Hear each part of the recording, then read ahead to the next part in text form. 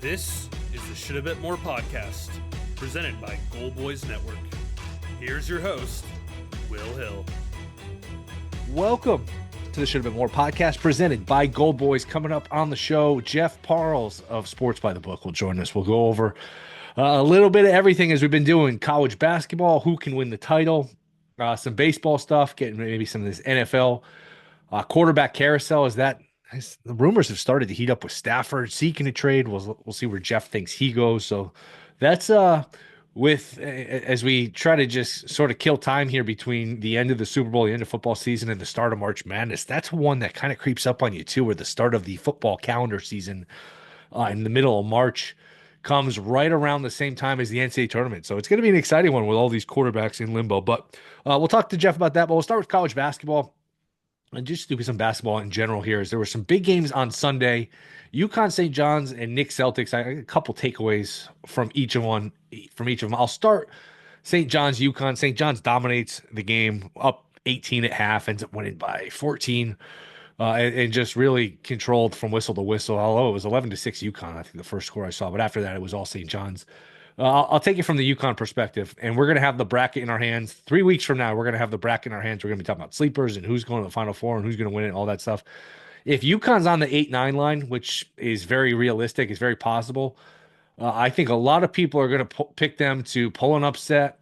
And by pull an upset, I mean win their 8-9 game and beat whether it's Auburn or Duke or somebody. It's going to be a trendy pick. People are going to see UConn. It's March. What's happened the past couple of years, Hurley, and they're going to say, can't count this team out.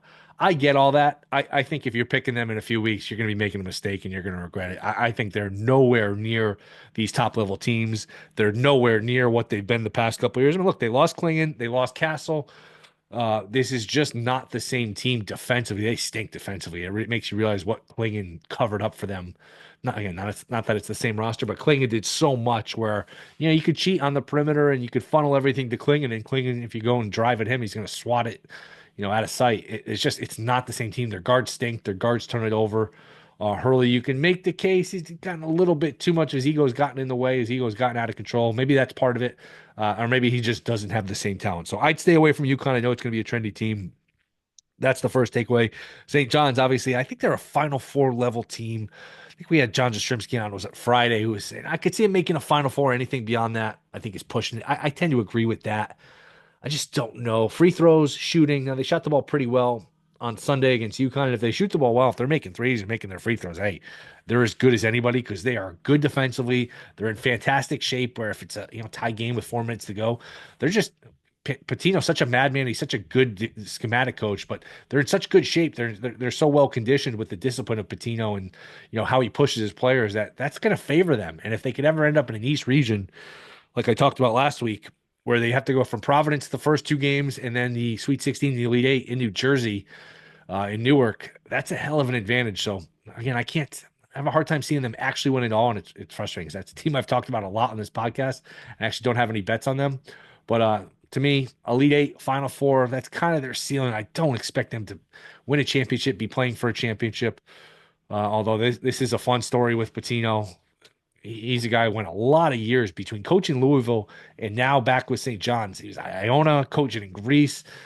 These schools that need a coach, that are struggling, these major programs have to just be kicking themselves like, man, we were a little holier than now, thinking we can't hire this guy. Allegations, off the court stuff. This guy's a hell of a coach. 7 Final Fours, 2 championships. He's as good as anyone. He really is. He's a tremendous coach, and it's good to have St. John's relevant, which really hasn't been the case.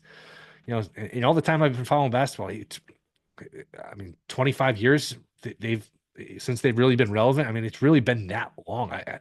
It goes back to, I can't even remember this team playing in a Sweet 16 game as long as I've been watching. I have to go back and look. I know they made the tournament, I think it's 2001, and they won a game, but they've been a dormant program for 2.5 decades, and now they're relevant again, and you think they're going to be playing, a good chance to be playing into the second weekend, and it's good to have them have them relevant. Speaking of New York basketball, the Knicks, that's a team, their fans are so happy as they get pounded by the Celtics. Their fans are so happy that they're relevant again that I don't know that it's starting to wear on them, that this team is just going to be kind of stuck in terms of like where they are to actually winning a championship is a really, really long gap. And you're seeing that as the Celtics bury them on Sunday.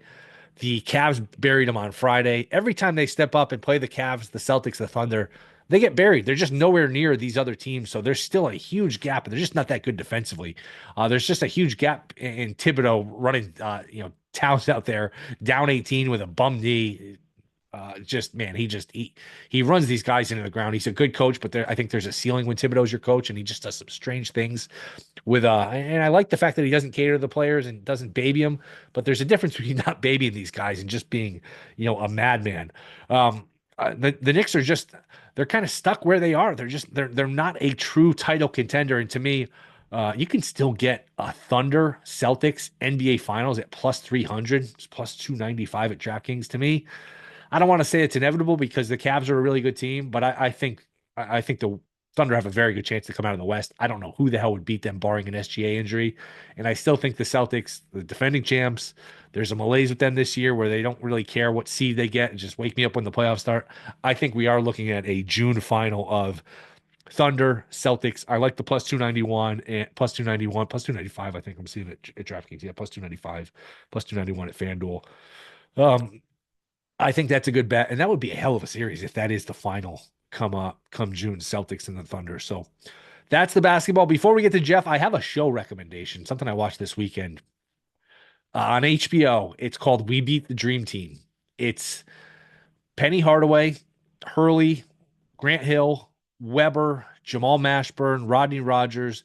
Obviously, the dream team with Jordan and Pippen and Barkley, Magic, Bird, Ewing, you name it, Stockton, Malone. They lost one game, and it was an exhibition. For people that don't know, it was an exhibition, not even an exhibition game. It was a scrimmage against the U.S. select team. All the guys I mentioned, the Hurleys and the Mashburns and the Webers. It is a great story hearing those kids' perspective from it, how they go into the gym, they're watching them practice, they're in awe, then they go out there, and they were just quicker, faster, looser to the ball, and they beat them. And then the next day, they tell the story about how the U.S. was pissed off, the Olympic team was pissed off, and they came out and absolutely drilled them. And then Coach K saying, well, the game the younger kids won. Chuck Daly kind of threw the game, and Jordan didn't play, and there's a back and forth with that, which is just complete nonsense. I mean, you can't throw a game as a coach, and that's typical Coach K. That's why people don't like Coach K. But I highly recommend it. It's really good. Maybe hour and a half of just recounting what it was like, that scrimmage, and Hurley getting to the rim against those guys and just everything that happened in that game. It's if you like basketball, you'll definitely like it. It really is good. Just it makes you realize the talent the dream team had, and just the fact that team could be beat. I mean, it's a great lesson. It's a great lesson too for anyone that, hey, anyone could be beat and we could lose to anyone, because I mean, think about it. The actual dream team, the literal dream team, actually lost a basketball game. I think it was a 62-54 final when Chuck Daly finally blew the whistle and said enough. And I guess the younger kids were up 10, 12, 14 points most of the game and ended up winning by 8. So highly recommend it. HBO, it's called We Beat the Dream Team. It's really good. So check that out. But coming up, Jeff Parles, Sports by the Book. We'll get into some college hoops, some NFL, some baseball. That is next. This Shoulda Bet More podcast. All right, we are back. Shoulda Bet More podcast. It's our buddy. He is back. Sports by the Book. It is Jeff Parles. Jeff, I've been saying this in all my podcasts. Oh my gosh, the final weekend of February is here. That means March is around the corner. How's it going, man? It's good. It's good. It doesn't feel like the last weekend of February, right? I mean, but this new schedule where the Super Bowl just continuously is later and later, and it's only going to keep getting later when they eventually add Game 18. But yeah, I mean, it's March, a week from today. It's already March. It'll be March 2 on that Sunday, March 3 on that Monday. Crazy. Yeah, I mean, 3 weeks by now. By the time people are listening to this, 3 weeks from now, people will have the bracket in their hand. We'll be talking about upsets and who's going to the Final Four. So it's funny. It doesn't feel like the end of February, but at the same time, it feels like February's been like 7 weeks. It's just, man, it's it is hard post Super Bowl sitting here talking about the All-Star game and other things. But it's gone by quick. We'll start college basketball as we're recording this. St. John's is absolutely burying UConn. How many teams in your mind can actually win the title, and who are they? Oh, I made a list for this earlier in the week.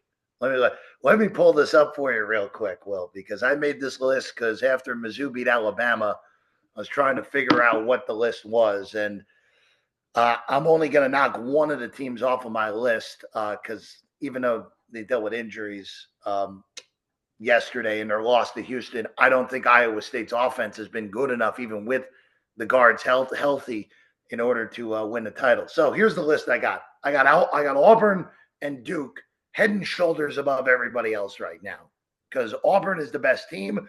Duke is the best player. And look, Illinois is really screwed up right now. So I don't want to read into too much of what happened on Saturday night. But 45 points is 45 points, Will. like that's hard for Duke to do that against Maryland Eastern Shore, and they did that to Illinois on Saturday night. So they're by margin 1-2. Then I have Alabama, even with the struggles they had. I still think their offense is explosive enough, and they're veteran laden, which really does help in this sort of scenario. Florida, Houston, even with the loss on Saturday, Wisconsin, I still throw in there because they're so explosive offensively. Michigan State, St. John's, if they get the right draw, but I think the committee's going to hose them. A healthy Kentucky can do it, but healthy is the key word there. And I'm going to throw the wild card at you, which is my alma mater. Mizzou is capable of beating any team in this tournament. Now, the question with them is, can they do it 6 straight games? The numbers are probably zapped out now because of that win with Alabama. Really, everyone started paying attention, and all those numbers got into the 30s, which is too short. But that's my list of the teams that can possibly win the national title this year. You can throw Texas Tech in there if they get the right draw. I'm just concerned about their scoring for 6 straight games, but they're another one that could win it all. But that's my list for right now, Will. It is mostly SEC. But right now, if you gave me Duke and Auburn and Houston against the field, I would be hard pressed to take the field at this point, even with the unknownness of the NCAA tournament. Duke or Auburn versus the field. So you get Duke, you get Auburn, or you can have every other team. Who would you rather have to win it all? I would still probably take the field because I get Houston and Alabama in that spot, but the committee always gives Duke a good draw, Will. Like, we know that. The one draw that could get interesting for Duke, because the East region this year is Newark, New Jersey, at the Rock, at the Prudential Center. If Duke is the 1 in the East with St. John's is the 4, that is a weird spot for Duke, right? Where St. John's gets a whole week to prepare to try to shut down Flag, and St. John's is basically playing a de facto home game just across the river in Newark. That's a little bit of a weird one. So Auburn, I just have a hard time seeing Auburn losing before the Final Four, unless if the committee does something weird with their draw, which they could. They could give them, knowing the committee, they could end up giving Auburn, like, there's a scenario where Auburn and Houston end up 1 and 2 in the South because the committee loses their mind for a little bit. But at this rate, I think Houston's going to end up getting that 4th number 1. Well, I think either Florida or Alabama will fall off the run line because both of their schedules are ridiculous down the stretch. But I think I'd still rather have the field because I get Houston, I get Bama. Florida still is capable, but it's close. It's very close at this point. If UConn is on the 8-9 line, I could see them being a trendy pick just because it's UConn. Maybe people that haven't been watched by any of the 1 seeds. The only 1 seed that I would give them a shot against is Bama because Hurley prepared for basically the same Bama team with a few different changes a year ago. Now, granted, Hurley's team was obviously a juggernaut, and this team is pretty average, to put it politely. But look, you get a game where Bama doesn't shoot threes well. But I mean, if Auburn plays UConn, Auburn's beating them by 20 plus. Duke would struggle for a little bit, but they would handle their business. And even Florida would handle their business against UConn. Gonzaga is the 8-9 team that I think would be a little bit interesting. Will, that would be the one that would be interesting, even though this is probably the weakest team Few has had in almost a decade at this point. But they would be the one that if they're on the 8-9 line and I'm Auburn, I don't love that. If that happens to be the case, could be Gonzaga, UConn in the 8-9. Like, that wouldn't shock me if that ends up being like, oh, the committee's going to do this and give a matchup with, these 2 teams were national championship contenders at the beginning of the year. Now they're an 8-9 game. Wouldn't shock me there if that happened, Will. Any of these conference tournaments you have your eye on, any of these smaller ones where you're fascinated to see, who wins, you're looking to bet on a team once those odds come up, which is not that far away. I feel like it's more backloaded than it used to be. It used to be, all right, you get like 2 weeks away from the tournament or 2 weeks away from the selection show, and then all the major ones are the final week, and a lot of the mid-major ones are that first week. I feel like everyone has sort of pushed it back towards the middle of the first week, the end of the first week. I think these teams just don't want the long layoff for their champion.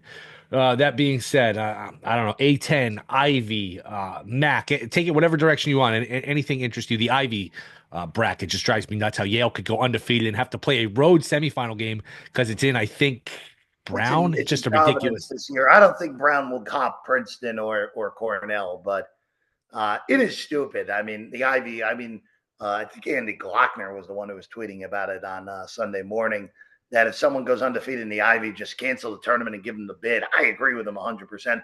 I honestly think that should be every small conference tournament. But that's a different discussion for a different time. Will, it's not even a debate. It's the Big West if we're going off the board, which is just down the road for me in Henderson.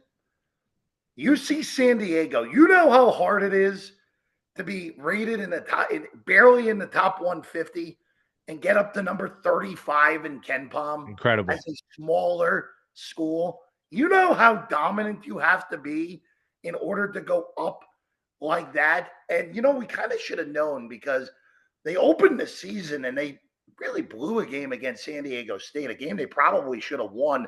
They were up late in the first half by double digits. They ended up losing that game by 5 at the Viejas. But since then, they only have 2 losses. They lost to UC Irvine, who we'll get to in a second, and they lost to UC Riverside. Since they lost to UC Riverside, they have not played a game within single digits. They've just been vaporizing everybody in their path in that conference. And quite frankly, if the committee's doing it right, they're on the 8-9 line. Like, if they're doing it right, obviously the committee won't do it right. And if they lose in the Big West tournament, they might not even make the tournament, which would be a farce of farces.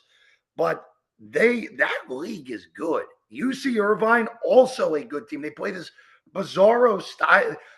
They're a defensive-minded, fast-paced team, UC Irvine, which is totally backwards because their offense stinks, but they score enough because they play quick. CSUN is good as well. UC Riverside's reasonable. But that league, if UC San Diego doesn't get the big, that would be a big shame. But that conference, because Irvine's going to win 30 games. Like, they could have 2 30-win teams playing in the conference final in that league.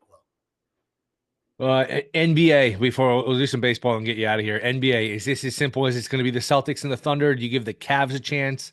I don't see anybody beating OKC in the West. Do you feel differently? West-wise, I'm looking for any argument humanly possible. I just can't find it unless SGA gets hurt, right? I mean, hey, you look at the West, like, I want to find a way to make an argument for the Lakers, but I can't. Memphis, no. Like, they're not beating Oklahoma City. If Memphis gets the wrong draw in round 1, it would not shock me if they go out, like, to the wrong 7 seed who comes through the play-in. Just like 2 years ago. Yeah, it wouldn't shock me at all if that happens. The question is Denver, who before last night, it was as hot as anyone in the NBA. You do have championship pedigree. You have the best player in the league. That's the only question. Like, the Denver, if Jokic goes crazy for a 7-game series, is there enough depth behind him to push Denver past OKC in a 7-game series? That's the only team I would give a fighting chance, but probably not. And then in the East, look, Cleveland's going to have home court. So they have that going for them at least. But yeah, I mean, if you can still put a Boston, Oklahoma City exacta together and not get a horrendous price, that's probably the way to do it, Will. Knicks don't have enough defense to compete with the Bostons and the Clevelands of the world. They're not consistent enough against the higher end teams. That's the bigger problem. The bigger question is you think Milwaukee's got any consistency enough to put it together for a back-to-back 7-game series against Cleveland and Boston? Like, probably not. But they're the only one because just Giannis is good enough to accidentally carry back-to-back 7-game series. But, yeah, it's going to be Boston in Oklahoma City, unless if something surprising happens to me. Baseball, have you added any bets, futures, awards? I'm starting to dig into this, man. You could bet anything. There's so much. There's so many markets. Lead the league in this. who's going to be get a bye in the playoffs, who's going to have the best record, which I think DraftKings still had the Dodgers at 103.5 and Dodgers minus 140 for best record, which to me, those are both very playable. I know people don't like tying up their money for 7-8 months, but I don't know. Take it whatever direction you want to go. Have you added anything baseball wise? So I haven't added anything yet. I'll just go through this. I think the Astros are getting respected too much still in the marketplace, Will. You look at their roster. I know some people really like that trade, what they got back for Tucker. We really think Isaac Paredes is that good of an impact player right away. I think the AL West is priced wrong, personally. I think the Astros, who at DK right now are plus 125, and the Rangers, again, the question, can they stay healthy? The Rangers should be like plus 130 to me, and they're plus 225. I think that's a good bet in the American League West. And also, too, we're giving Seattle too much respect also. Like, their pitching is awesome, but they did nothing this offseason, offensively speaking. Like, you have a surplus in arms. Like, trade Luis Castillo for a high-end impact bat now, and you're still okay with how good your young guns with Miller and Kirby and everyone else in that rotation. Like, you should have done that if you were Seattle, and they didn't. I will tell you this. DraftKings also has the wrong pricing on the NL East, because at the South Point, Chris Andrews, sportsbook director where Sports by the Book is based, had the three teams compacted. Like, the Braves were 20 cents shorter than the Phillies and the Mets, which is right to me. DK is the Braves at plus 110, the Phillies at plus 215, and the Mets at 240. What is that pricing? What is that? As good? And if you made me pick today, I would pick Atlanta to win the division. But that pricing's not right. Those teams are not a dollar. Let's put it this way. The Phillies, to me, are weaker than the Mets going into the year. So if you said to me, all right, the Braves are $1 better than the Phillies, all right, I could hear it. The Mets are not $1.30 worse than Atlanta for a full season. They're just not. There's questions on the starting pitching, sure. But that Met lineup is as good as anyone's lineup in all baseball at this point, assuming health holds up. So to me, that pricing is off. I think plus 240 is a good price on the Mets. Do they win the division? Maybe not. But boy, that is a really, really good price on that. These top two finishes, by the way, in the division, I'm assuming we're going top two finishes in the division here. They also have the price on the Red Sox wrong. Like, the Red Sox are better than Baltimore, Will. The Red Sox are better. And quite frankly, I know it's going to be a cheeky pick for a lot of people. Boston's live to win the AL East pretty easily at this point. Like, the Yankees have health questions and rotation questions for me, even with getting Max Fried.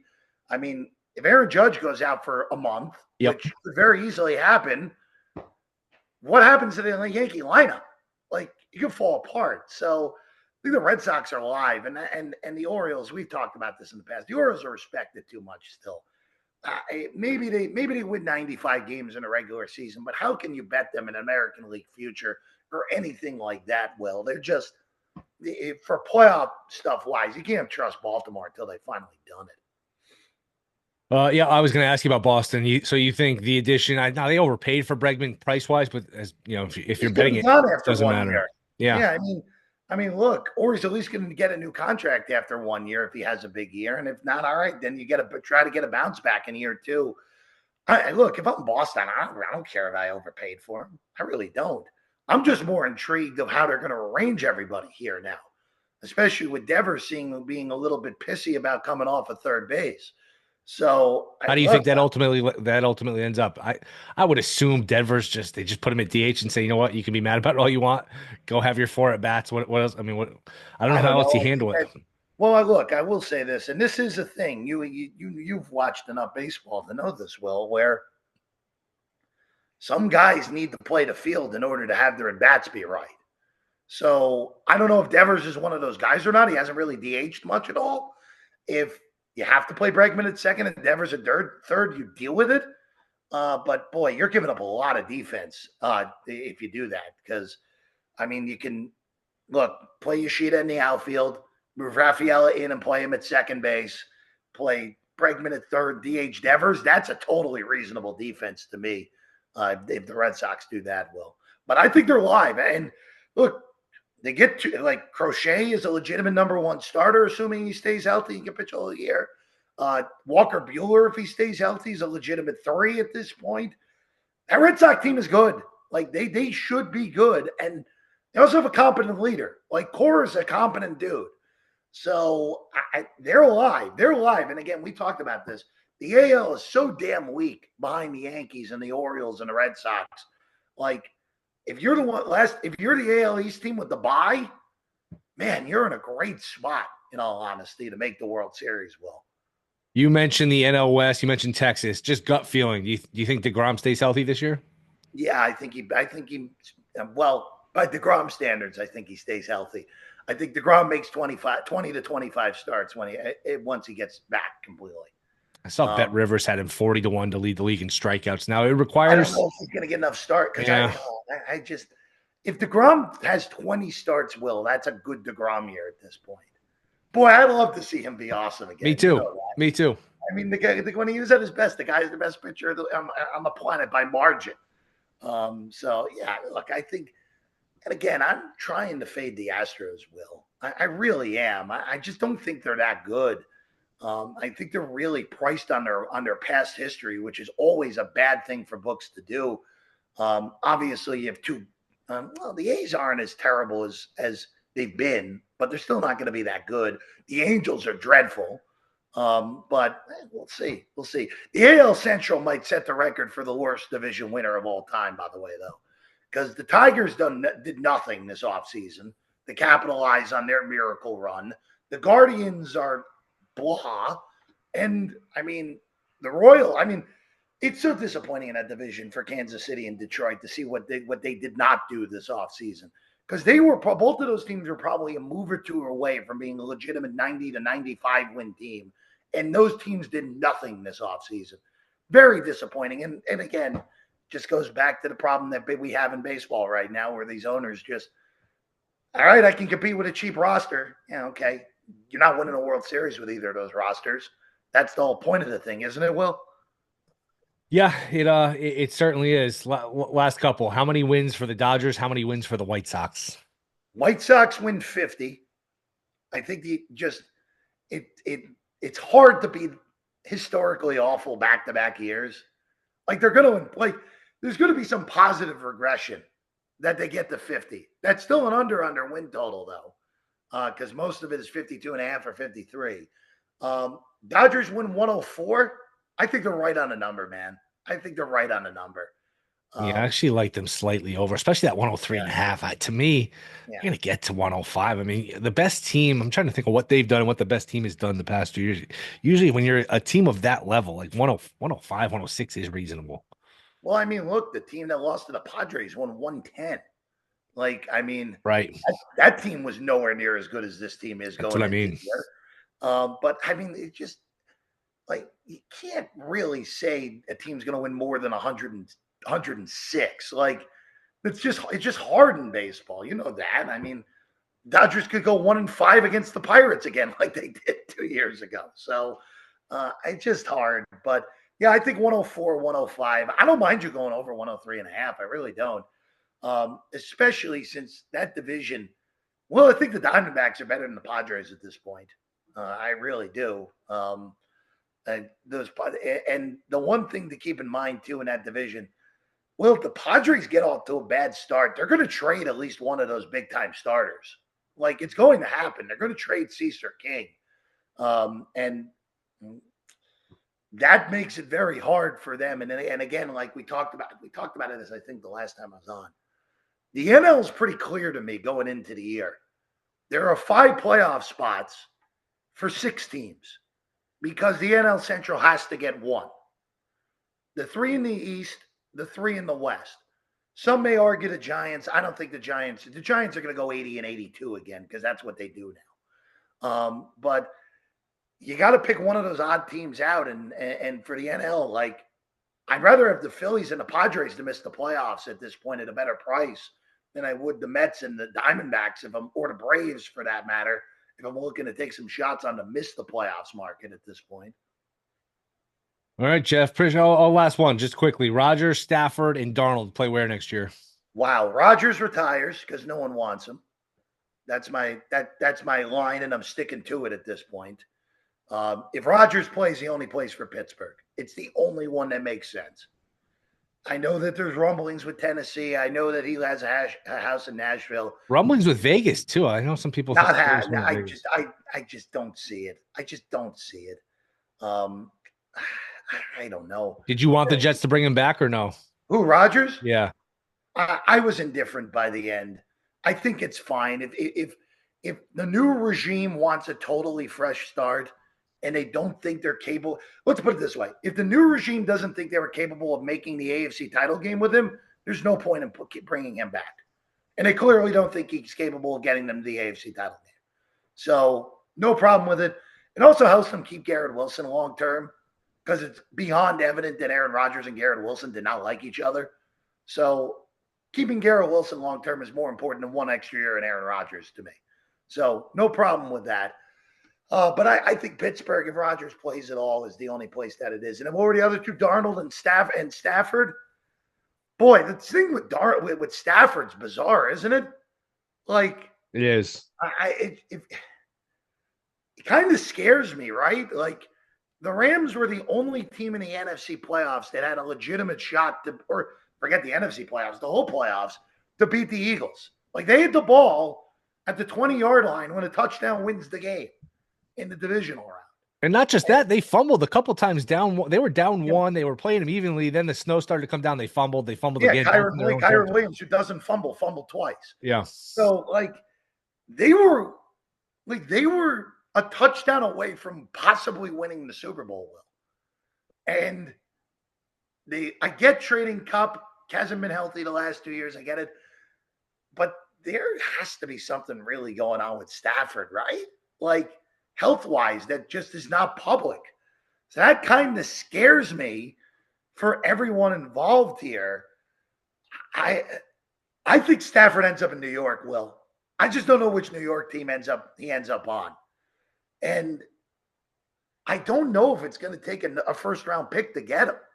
Like, I don't think I think if the Giants can keep their pick and get Matthew Stafford, it makes a lot of sense for a desperate regime.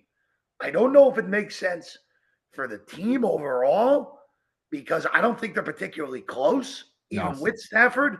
But for a desperate regime, if Stafford wants to play for the Giants and you don't have to give away the top 5 pick, it's a no-brainer for that regime. I just don't know how much sense it makes football-wise. Darnold is going to end up replacing Stafford in L.A. If Stafford does leave. It just makes too much sense. From there, I think he fits well in McVay's system. Unless if O'Connell has told McVay, obviously we know they're tight, hey, the lightning isn't going to strike twice with this kid. I just think Darnold to LA makes sense. Darnold to Vegas makes sense too. I think those two places make the most sense for Darnold. I will throw this out there too. Russell Wilson is also another name to be interested about of what ends up happening here, because he's another name in this carousel that I think will impact where those 3 names could go. I would be stunned if Russ is back in Pittsburgh, but if the Giants are like, hey, we don't want to give up we don't want to give up real assets for Stafford. We're just going to sign Russell Wilson for cheap for 1 year as a stopgap and try to get to about 7 or 8 wins, which might be enough to save Dable and Shane again. That makes sense.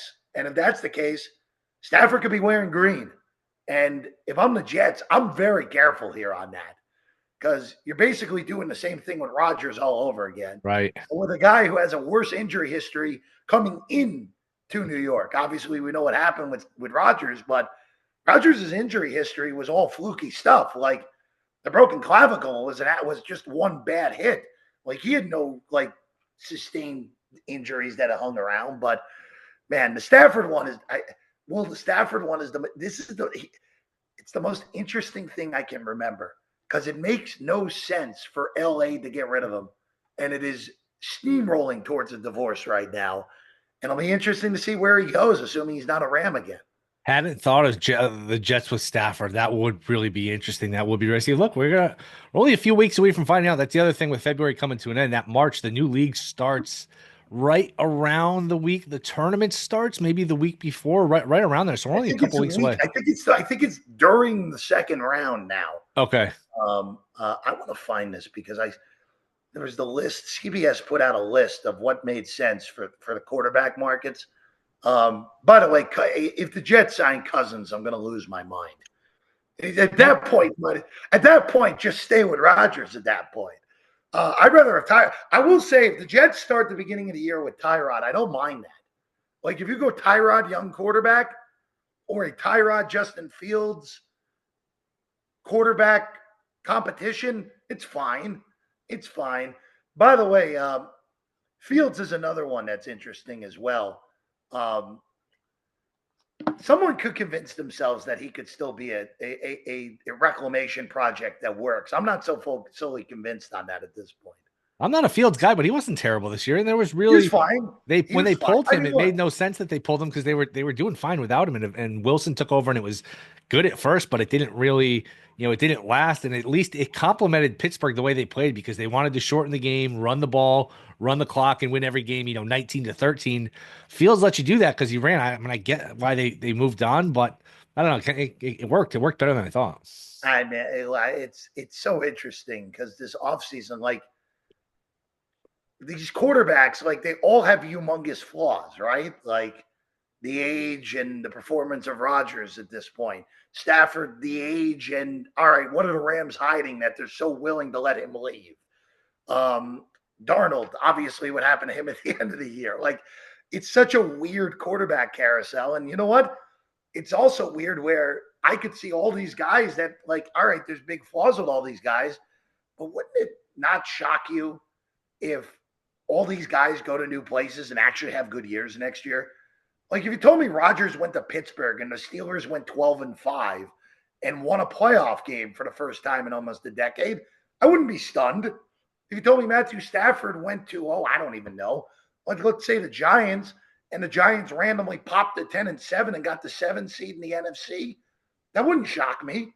Like there are good scenarios for all of these guys that are available this offseason, which makes it fun. It's not like even Russ, like if Russ goes to the Raiders and the Raiders goes 8-9, that's a great season for them. I didn't even think of that, but Carroll and Russ together again after the way that ended in Seattle would be kind of interesting. Yeah, it should be fun. I'm excited for it. So, yeah. By the way, I do want to bring up one last NFL thing. Well, if you're done with it, Pete Carroll's hired a great staff with the Raiders. That staff he's hired is really good. I wish that team actually was in a different division because I think they're screwed because of the division they're in, where all three of those other teams are in the playoffs and all clearly set up better roster-wise. But if the Raiders randomly pop an 8-9 if they get the quarterback signing right, don't be surprised because that coaching staff is really good. And I don't love Pete Carroll. I thought the game had passed him by the time that he left Seattle. But the difference is here, his coaching staff is so good and at least modernized at this point that they might be better than people think, which is, again, need to see who the quarterback is. But assuming they don't run it back with Aiden O'Connell, that could be a shocking 8-win team if you get the right quarterback in there. Yeah, I could see it. It should be a lot of fun. It's March, these conference tournaments right around the corner, NFL free agency right around the corner. It's we've kind of made it through the dark days. Before you know it, Will. Yeah. All right, Jeff. We'll do it again soon, man. Appreciate it. Sports by the Book. When are you on? Where can we find you? Tuesday through Saturday for myself. Noon Eastern. Thursday through Friday, or not noon Eastern. We have a new time. Excuse me. 1 p.m. Eastern now. 1 p.m. Will we switched that time last week? 1 p.m. Eastern, Tuesday through Friday, and then Saturday morning at 11:30 a.m. Getting you ready for that whole cavalcade of college hoops games on those Saturdays. All right, Jeff. Always fun, man. Appreciate it. Thanks for coming on. Thank you, Will. All right. Thank you to Jeff Parles. Appreciate you guys listening. Rate, review, subscribe. We'll be back Wednesday. See you then.